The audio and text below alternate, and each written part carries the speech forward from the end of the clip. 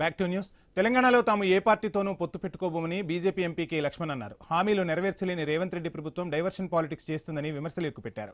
తెలంగాణలో 2 ఏళ్లుగా అభివృద్ధి ఊసేలేదన్నారు. రాహుల్ గాంధీ హైదరాబాద్ వచ్చి ఇచ్చిన హామీలు సైతం అమలు కావడం లేదని లక్ష్మణ్ మండిపడ్డారు.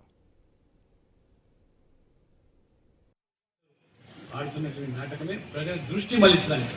మాకు ఇస్తానని పెన్షన్ 4,000 అడగకుండా, లేదా మాకు 2 లక్షల ఉద్యోగాలు యువత ప్రభుత్వ ఉద్యోగాలు ఇస్తాను అది మరి ప్రచారంలోకి రాకుండా రాహుల్ గాంధీ స్వయంగా వచ్చి ప్రకటించినాడు.